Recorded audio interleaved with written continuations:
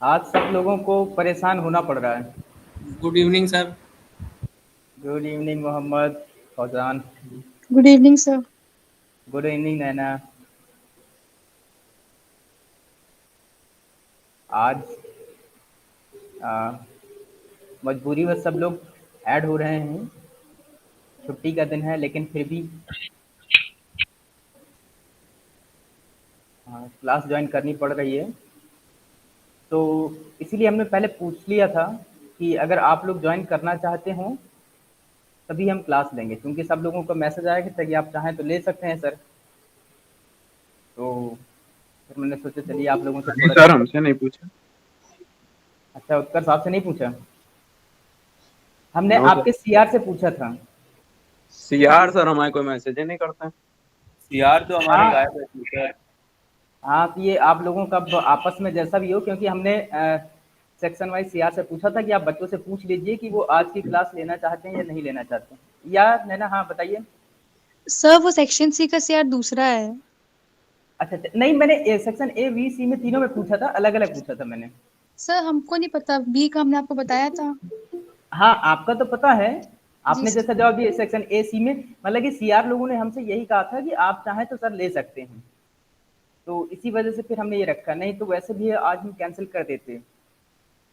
लेकिन अब चूंकि सभी तीनों सीआर ने हमें जवाब दिया कि सर आप चाहें तो ले लीजिए, तो इसी वजह से है।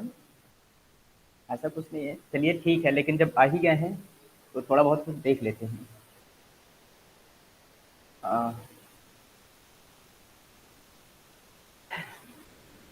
लास्ट क्लास में हमने पढ़ा था काइंड्स ऑफ कंपनीज।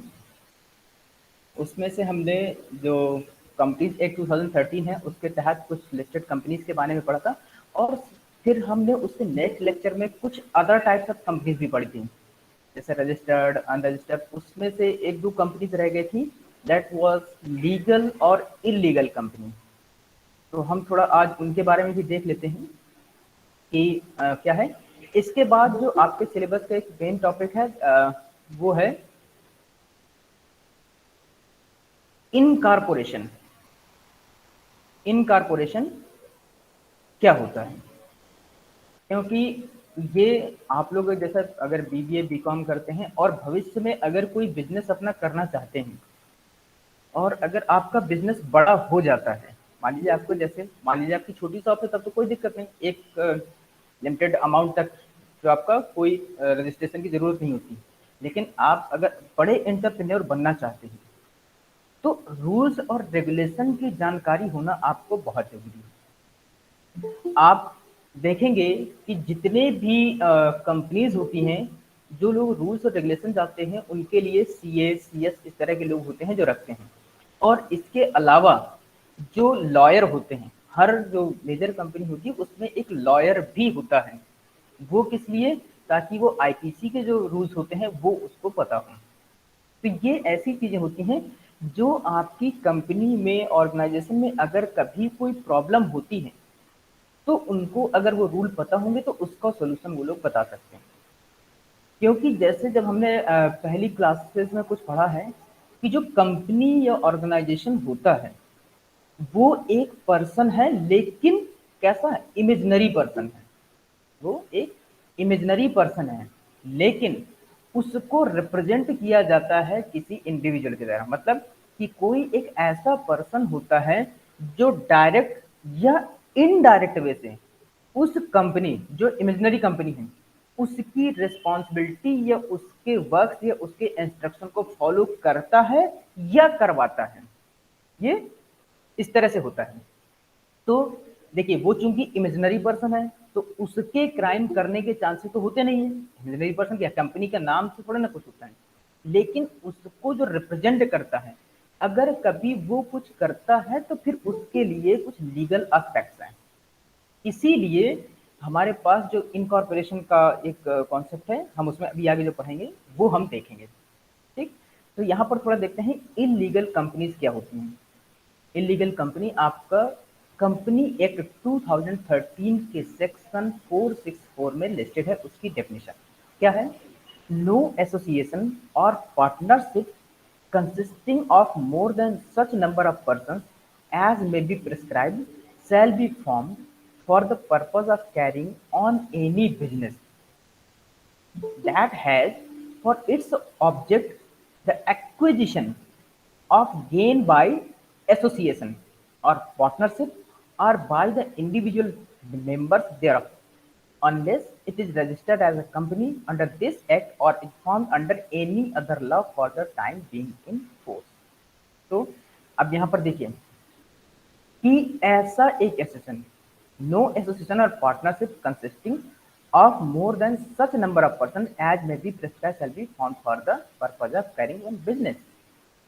इसका मतलब ये हुआ कि अगर आप कोई बिजनेस करते हैं, अगर आप कोई बिजनेस करते हैं तो जो आपने मेंबर, एक्चुअली क्या होता है कि जब कभी आप कंपनी रजिस्टर करवाते हैं तो कंपनी एक्ट का एक ऑफिस होता है जहां पर होता है एक रजिस्ट्रार, उसको बोलते हैं registrar of the company, ROC.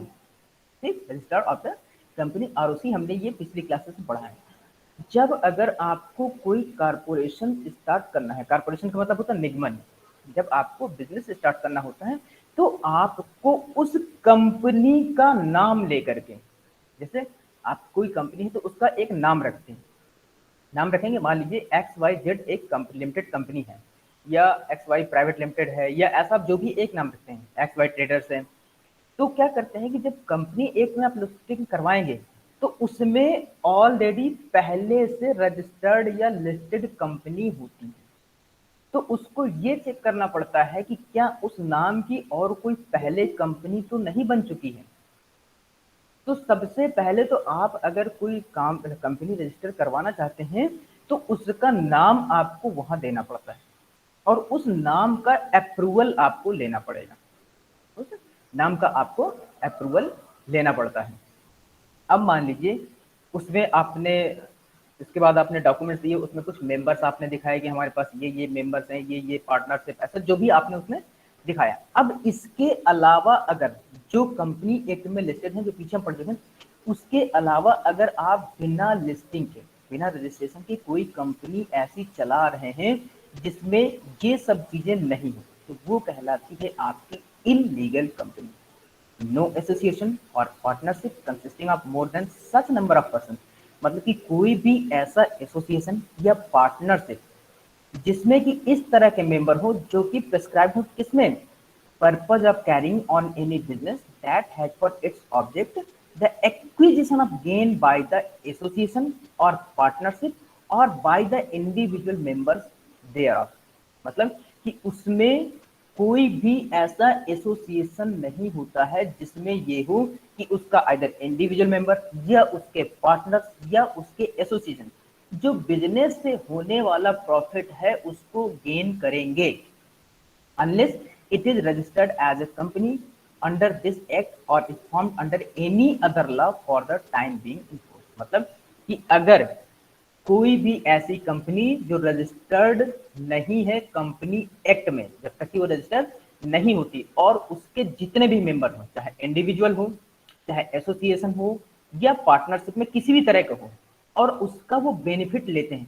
इसका एक केस हम लोग पीछे देखे थे जिसमें क्या था कि एक पर्सन था, उसने कंपनी के जो शेयर्स होते हैं किसी छोटी छोटी दूसरी ऐसे जो फेक कंपनी है उनके नाम से उसने परचेज कर लिया था, के नाम से परचेज कर लिया था, और उसने उसको लोन में दिखा दिया कि हमने इस कंपनी को इतना लोन दिया। अब वो क्या है कि जो फर्जी कंपनियां हैं उन कंपनियों को लोन दिया और उसके बाद वो फर्जी कंपनियां थी, रजिस्टर्ड तो कहीं थी नहीं, लिस्टेड नहीं थी, तो वो कंपनियां तो बाद में खत्म हो गई क्योंकि फर्जी थी।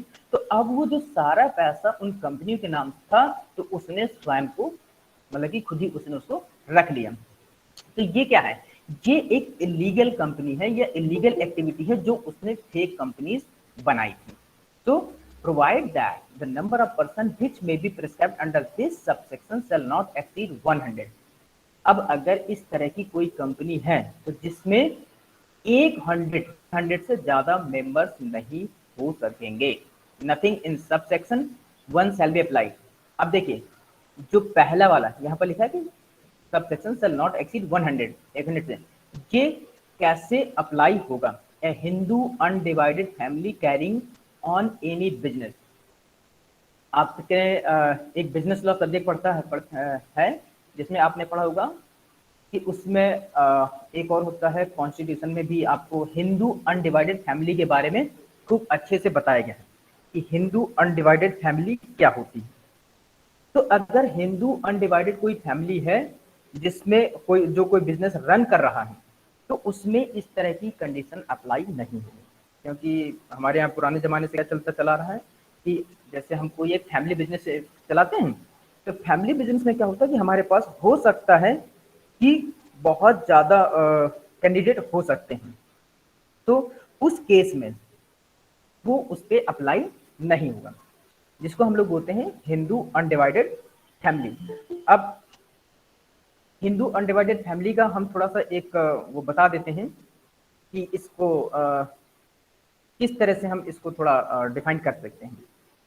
ठीक, तो इसका मैं एक रूल बता देता हूं आपको।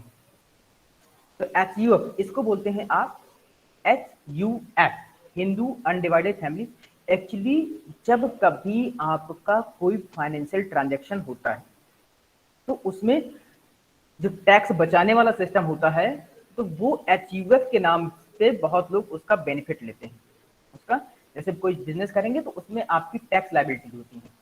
आपने देखा होगा कि जैसे मिनिस्टर से या बड़े बड़े बिजनेसमैन होते हैं, तो उसमें क्या करते हैं कि वो लोग मान लीजिए अपने चाचा के नाम से, अपने भाई के नाम से, अपने बेटे के नाम से इस तरह की फेक कंपनी बनाते हैं और उसको इंडिविजुअली दिखाते हैं। उसको इंडिविजुअली ये दिखाते हैं कि ये हमारा अलग पर्सन है, ये हमारा एक अलग पर्सन है और ये हमारा कोई इससे रिलेशन नहीं, और उसके नाम पर ये कुछ भी आपको कर सकते हैं। लेकिन हमारा HUF क्या कहते हैं कि जब आपको इनकम दिखानी हो, अगर आप HUF के अंतर्गत आते हैं, तो आपके पूरी फैमिली की जो टोटल इनकम है, उसकी एक लिमिट रखी हुई है। जैसे टैक्स का एक स्लैब होता है कि 5 लाख तक का आपको एग्जेम्प्टेड है, इंडिविजुअली एग्जेम्प्टेड है, और आपका 5 लाख से 10 लाख तक इस तरह से एग्जेम्प्टेड है। HUF का इस तरह से क्या एग्जेम्प्टेड है, ये सब आपके रूल्स हैं। अब मान लीजिए कि अगर उसने फैमिली में है, तो फैमिली में होगा तो उसकी पूरी टोटल इनकम एक साथ गिनी जाएगी। अब जब वो अलग हो जाएगा तो आपकी इनकम भी डिस्ट्रीब्यूट हो जाएगी, तो आपकी टैक्स लायबिलिटीज भी कम हो जाएगी। तो इसी वजह से बहुत से एंटरप्रेन्योर्स या जिनके पास ज्यादा पैसा होता है, वो क्या करते हैं, अपने रिश्ते संबंधी उनके साथ अपना पैसा वो कर देते हैं और उनसे दिखाते क्या रही है तो हमारा कोई नहीं, मतलब कि एक कोई फर्जी कंपनी है उसके नाम से खोल दी और उसको उसमें पैसा लगवा दिया।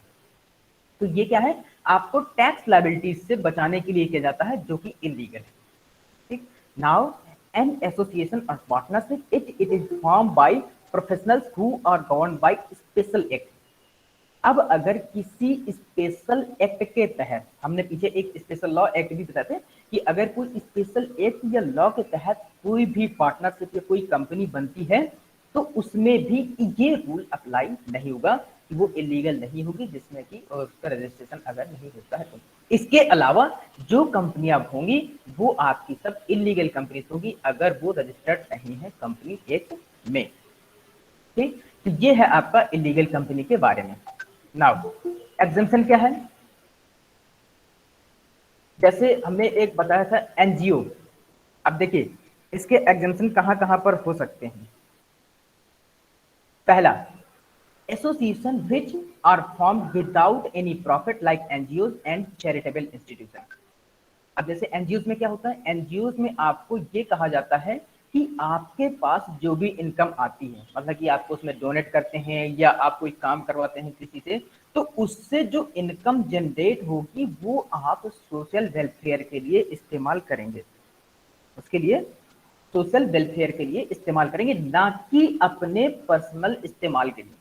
जैसे अब आपने क्या किया कि ये मान लीजिए कि आपने गरीब बच्चों के लिए एक हॉस्पिटल खोला, आपने गरीब बच्चों के लिए एक हॉस्पिटल खोला, या ऐसे कुछ मेंटली हैं या कुछ किसी के लिए भी एक हॉस्पिटल खोला।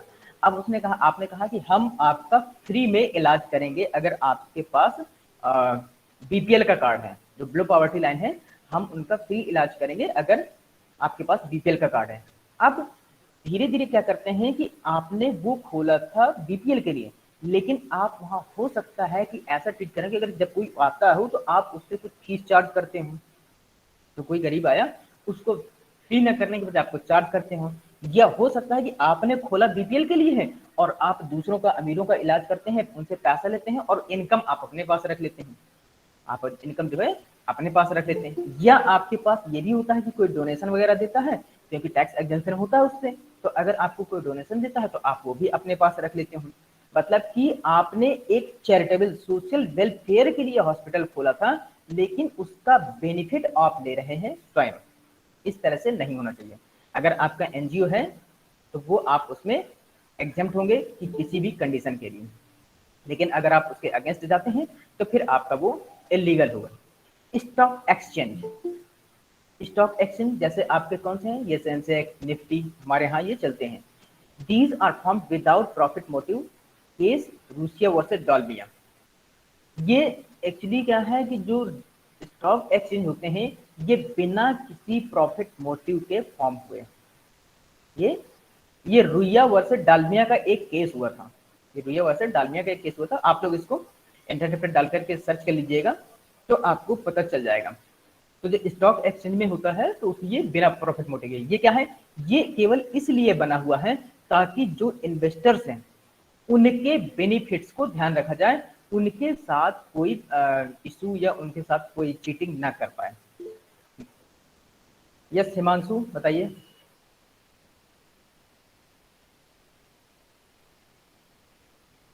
चलिए, one single Hindu undivided family carrying on business.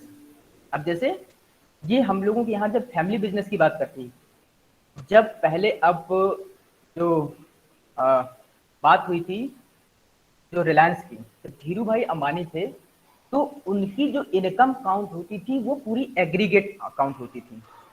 लेकिन जब मुकेश और अनिल ने अलग अलग बिजनेस कर दिया, जब मुकेश और अनिल ने अपना अलग अलग बिजनेस कर दिया तो वो अब दो एंटिटी बन गई।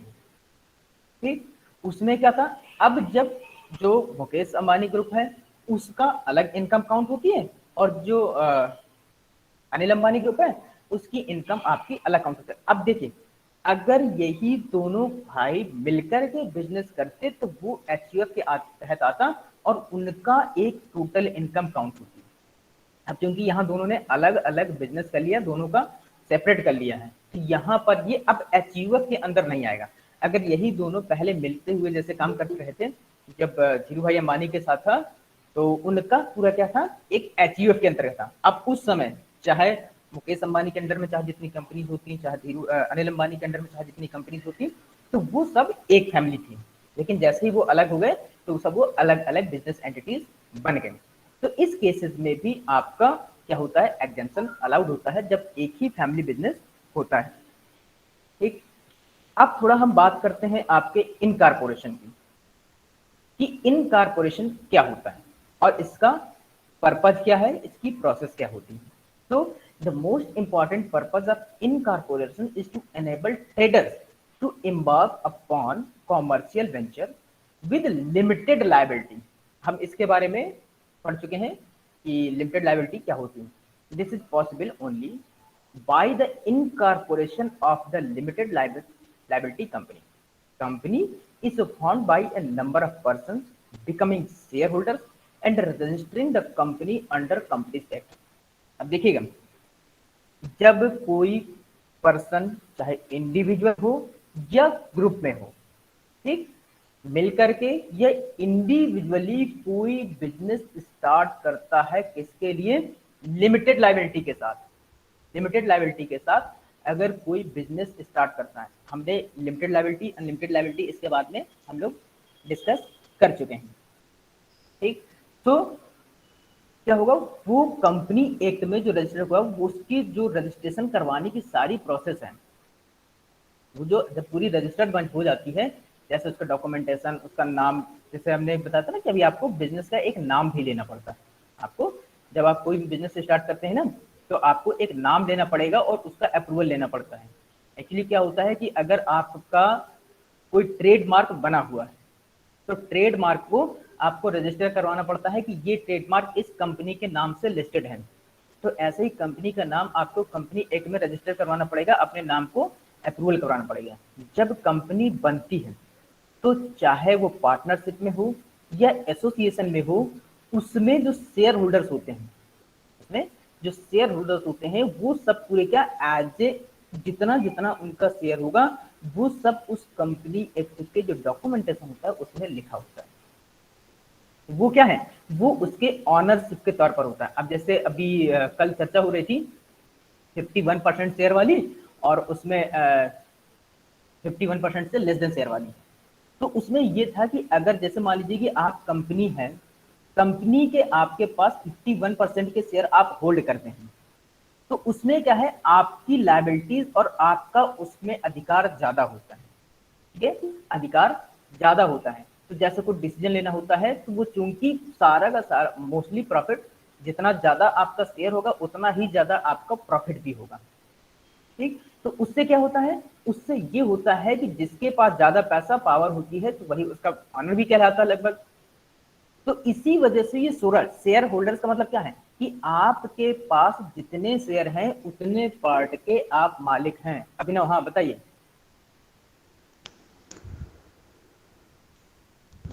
अभिनव कुछ पूछ रहे थे?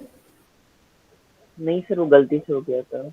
चलिए, तो जैसे जब शेयर होल्डर्स होते हैं ना, तो मान लीजिए हम ये कहते हैं कि आपने अगर किसी कंपनी के शेयर लिए हैं, आपको पता भी नहीं होता है जब आप शेयर लेते हैं तो जो आपके पास डॉक्यूमेंट्स आते हैं, क्योंकि अगर आप तो वैसे शेयर तो आप लेंगे ब्रोकर के थ्रू लेंगे, अब तो वैसे आपको इंडिविजुअली शेयर मिलते ही नहीं है, तो आपको ब्रोकर के थ्रू लेना पड़ता है। आपके पास एक डीमैट अकाउंट होता है, तो उसमें बहुत सी इंफॉर्मेशन होती है जो आपको पता ही नहीं होती। जैसे कि आपके पास अगर भले ही आप चाहे 10 शेयर हो 20 शेयर हो, आपके पास कंपनी के वोटिंग राइट्स होते हैं। आपके कंपनी के वोटिंग राइट्स होते हैं कि जब कभी कंपनी को कुछ भी होता है ना, तो वो सब मेल द्वारा सब इन्फॉर्म किया जाता है, लेकिन हम लोग ब्रोकर के थ्रू करते हैं तो हमको पता भी नहीं होता है। वो टाइम टाइम पे मेल मैसेज या जो भी होगा डॉक्यूमेंट में सब लिखा रहता है वो, या अगर जब कंपनी की मीटिंग्स वगैरह होती हैं अगर आप जाते रहेंगे तो पता करते रहेंगे तो होता है, नोटिस निकलती रहती है। ठीक, तो हम लोगों को पता नहीं होता, तो हमें क्या होता है कि शेयर का प्राइस ऊपर गया या नीचे गया, हमें तो केवल इससे मतलब रहता है। आप हमारे यहाँ देखिए जितने भी इन्वेस्टर्स हैं, देखिए किसी कंपनी में एक किसी ने 10% शेयर खरीदे, किसी ने 15% और किसी के 51% दिए, और वही वो भी उसके मालिक ही हैं, हम भी मालिक हैं, लेकिन हमारे पास जो शेयर है वो हमने केवल इस पर्पज से लिया है कि हमारे पास इन्वेस्टमेंट करना है। हमने अभी 1 लाख के शेयर लिए हैं और हमें रेट बढ़ जाएगा तो हम इसको सेल कर देंगे। हमें बहुत से लोग जो शेयर होल्डर्स होते हैं उनको अपने राइट्स पता नहीं होते हैं।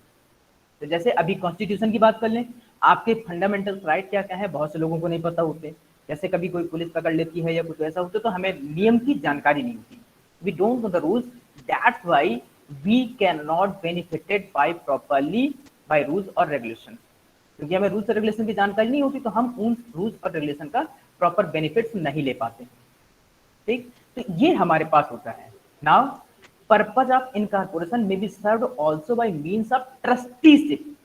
एक ये ट्रस्टी इनकॉर्पोरेशन, इसलिए भी इसका एक पर्पज होता है कि हम ट्रस्टीशिप को सर्व कर सकें।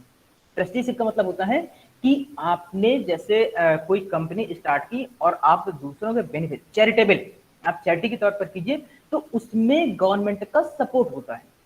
जो ट्रस्टीशिप होती है उसमें गवर्नमेंट का सपोर्ट होता है। आप हो सकता है कि बहुत ऐसे कम चार्जेस में या लोगों के बेनिफिट को देखते हुए आप उसमें कुछ एक्स्ट्रा ऐसा रूल लगा दें या एक्स्ट्रा बेनिफिट दे दें लोगों को, तो इस तरह की कंपनीज भी आपकी इसमें आती हैं।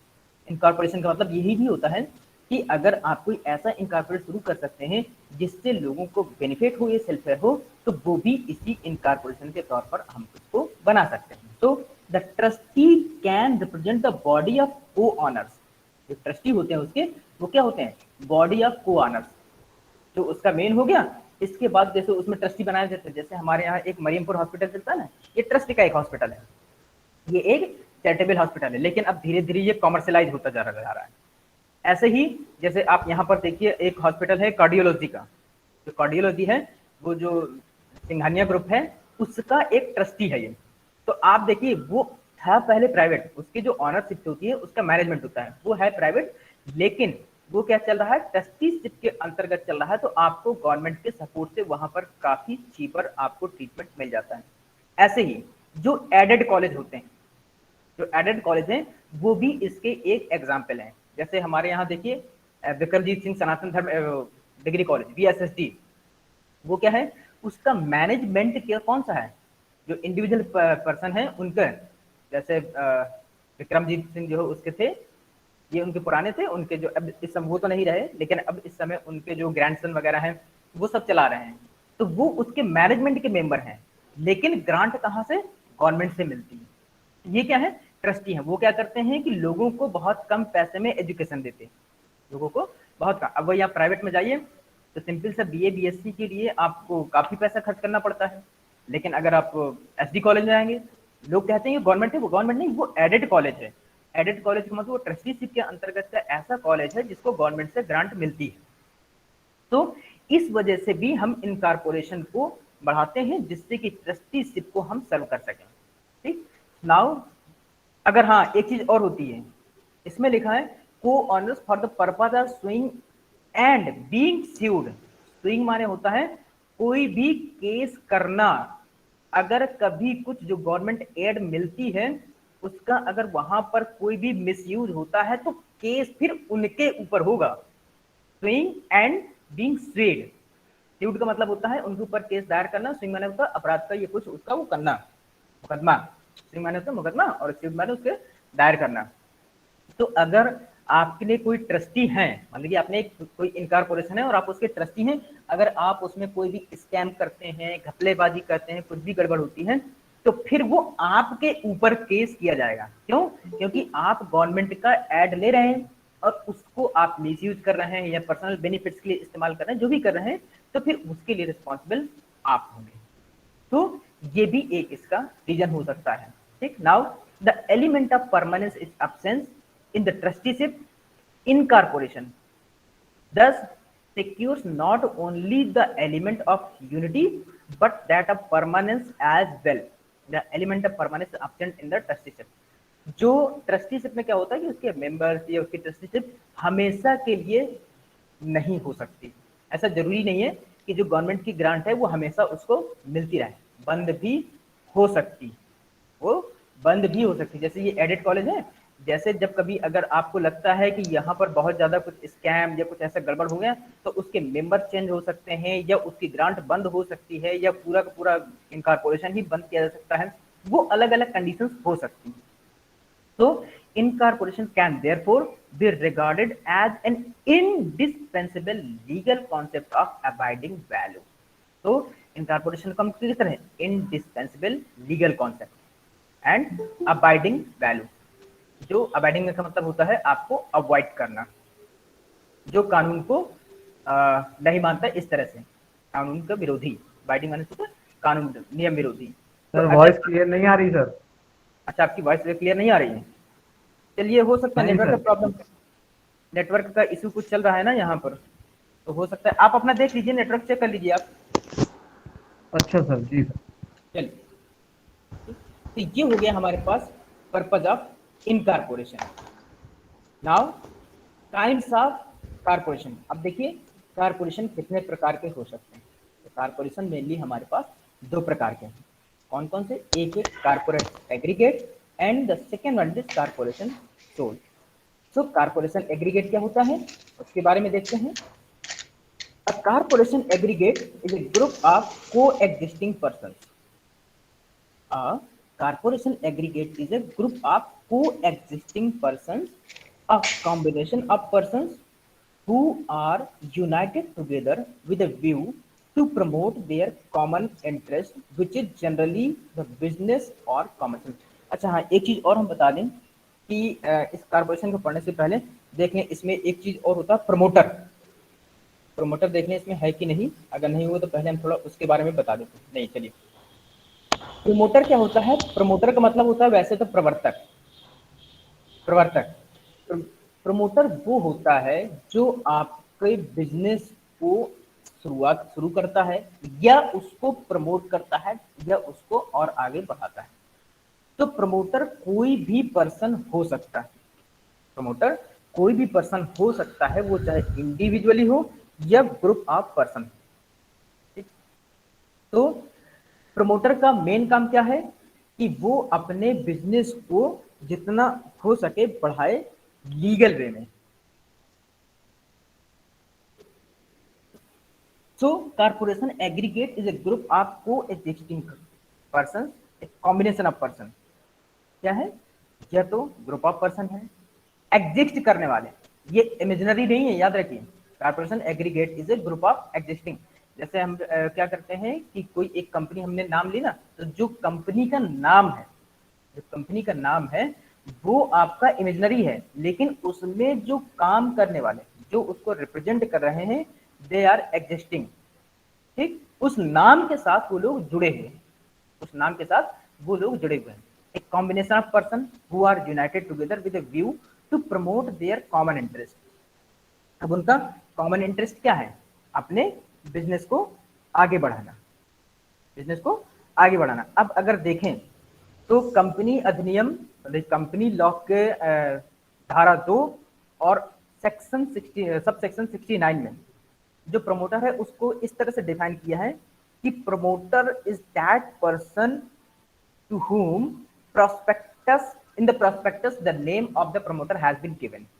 मतलब कि कंपनी का जो एक प्रोस्पेक्टस होता है उसमें उसका नाम दिया होना चाहिए, प्रमोटर वो होगा। ठीक, जैसे हम लोग क्या बोलते हैं, फाउंडर। अगर आप किसी कंपनी का देखें उसमें, तो जो उनका फाउंडर डायरेक्टर जो भी होता है उसमें उसका नाम, मैसेज वगैरह सब वो दिया होता है, तो हम उसको एज ए मान सकते हैं कि वो फाउंडर है। और उसको जो उसने हर साल उस कंपनी को रिप्रेजेंट करते हुए उसमें जो एनुअल रिटर्न है उसको वो फिल करता है, उसके कंपनी के एनुअल रिटर्न को वो फिल करता है। या फिर ये भी हो सकता है प्रमोटर कि promoter is that person which has direct और indirect control on the company's activity and operations. वो डायरेक्ट, प्रत्यक्ष या अप्रत्यक्ष रूप से कंपनी के सभी एक्टिविटी या कार्यक्रमों पर, पूरा मामलों पर नियंत्रण रखता है, चाहे वो शेयर धारक हो, चाहे वो डायरेक्टर हो, या कोई और भी हो, उन सब पर उसका कंट्रोल होता है। या हम ये भी कह सकते हैं कि जिसकी एडवाइस से पूरे डायरेक्टर्स या उसके मेंबर्स काम करते हैं, प्रमोटर वो भी हो सकता है जिसकी एडवाइस से डायरेक्टर, मेंबर्स, मैनेजर्स या सारे लोग उसके निर्देश पर काम करते हैं, तो वो भी कंपनी का प्रमोटर होता है। हाँ, लेकिन याद रखिए कि जो सब सेक्शन सी है, सब सेक्शन सी, ये किस पर लागू नहीं हुआ? केवल एक पेशेवर क्षमता में अभिनय वाले व्यक्ति पर। जो एक प्रोफेशनल है, क्षमता में जो अभिनय वाले व्यक्ति है, उस पर ये सेक्शन लागू नहीं होगा। इसके बाद देखिए, इसका एक और कॉन्सेप्ट है जिसको कहते हैं कैपिटल सब्सक्रिप्शन। कैपिटल सब्सक्रिप्शन, पूंजी की सदस्यता, पूंजी का सब्सक्रिप्शन करवाना, रजिस्ट्रेशन। सो चूंकि what is the seed of any business, what is the seed of any business? So capital is the seed of business. किसी भी बिजनेस का बीज क्या है? उसकी पूंजी। तो पूंजी के प्रकार कंपनी के प्रकार पर निर्भर करते हैं। जो कैपिटल होती है वो किस तरह की होती है, वो कंपनी के टाइप पर डिपेंड करती है। यदि निजी कंपनी बनाती है तो केवल निजी पूंजी की अनुमति होती है, मतलब कि प्राइवेट कंपनी। अगर प्राइवेट कंपनी है तो उसके पास प्राइवेट कैपिटल होगा।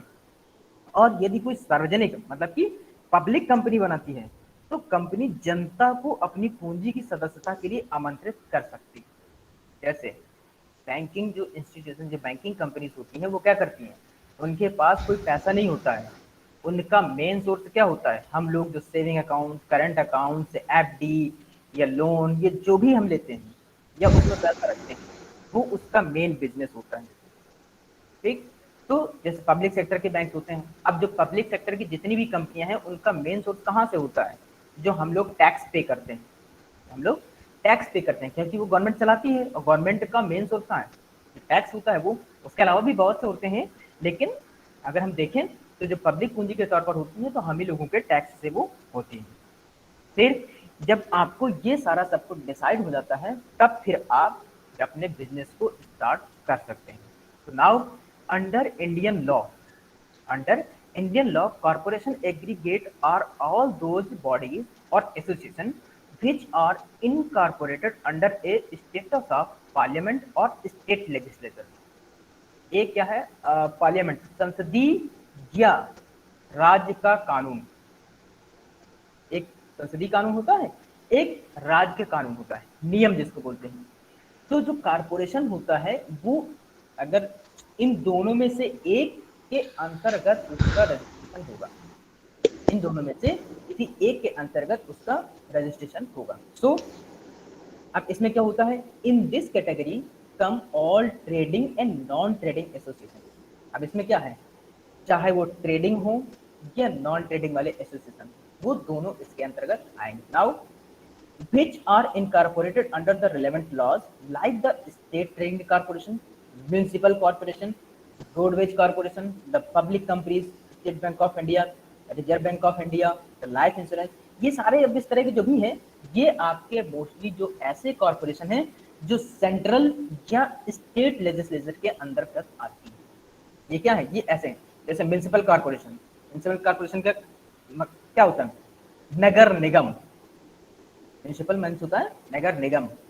तो ये जो कारपोरेशन का मतलब होता है ना, इनकॉर्पोरेशन, इसका हिंदी का मतलब होता है निगमन। इनकॉर्पोरेशन का मतलब होता है निगमन और जो कारपोरेशन होता है दैट इज निगम। तो जैसे हम लोग म्युनिसिपल कॉर्पोरेशन की बात करते हैं तो वो होता है नगर निगम। ठीक, तो जैसे आपका यहाँ पर क्या चलता है? कानपुर नगर निगम। ठीक, तो ऐसे ही ये सेंट्रल के भी होते हैं और स्टेट के भी होते हैं। तो ये क्या कहलाते हैं? आपके एग्रीगेट कारपोरेशन। ये है आपके एग्रीगेट कारपोरेशन। ठीक, तो आज के लिए बस यहीं तक, बाकी फिर हम लोग नेक्स्ट लेक्चर में पढ़ेंगे इसका कारपोरेशन का आगे का। तो अब यहाँ तक अगर किसी की कोई क्वेरी हो तो पूछ सकते हैं, और सब लोग प्लीज अपना नाम जो है चैट बॉक्स में लिख दीजिएगा, जिससे कि मेरे पास आपकी अटेंडेंस आपकी बनी रहे।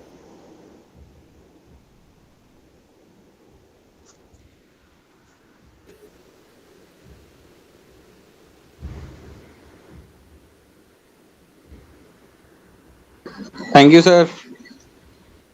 Thank you Chandramani. सौरभ,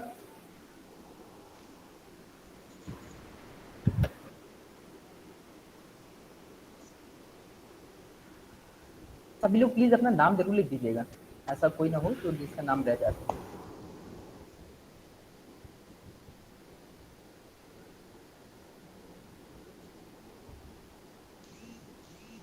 अस्तिका, समझ में आया बेटा?